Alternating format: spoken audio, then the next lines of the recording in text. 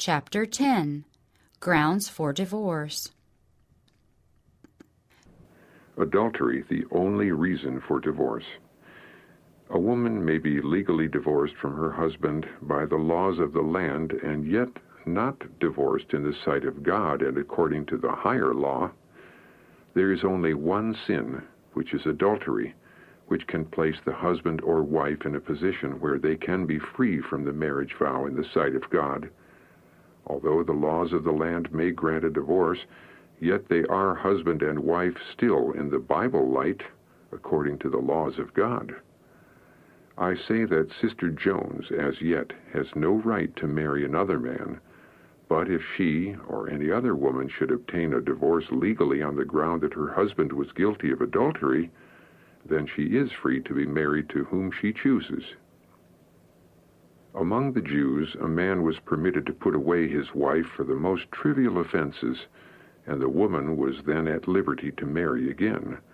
This practice led to great wretchedness and sin. In the Sermon on the Mount, Jesus declared plainly that there could be no dissolution of the marriage tie except for unfaithfulness to the marriage vow. Everyone, he said, that putteth away his wife, saving for the cause of fornication, maketh her an adulteress, and whosoever shall marry her when she is put away committeth adultery. Matthew 5:32, Revised Version. When the Pharisees afterward questioned him concerning the lawfulness of divorce, Jesus pointed his hearers back to the marriage institution as ordained at creation. Because of the hardness of your hearts, he said, Moses suffered you to put away your wives, but from the beginning it was not so. Matthew 19:8. He referred them to the blessed days of Eden, when God pronounced all things very good. Then marriage and the Sabbath had their origin, twin institutions for the glory of God in the benefit of humanity.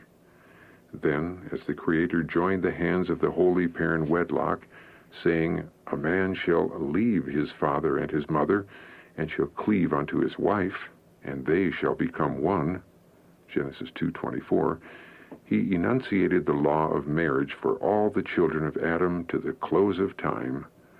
That which the eternal Father himself had pronounced good was the law of highest blessing and development for man. Change disposition, not the marriage status. I have received a letter from your husband. I would say that there is only one thing for which a husband may lawfully separate from his wife or a wife from her husband, and that is adultery.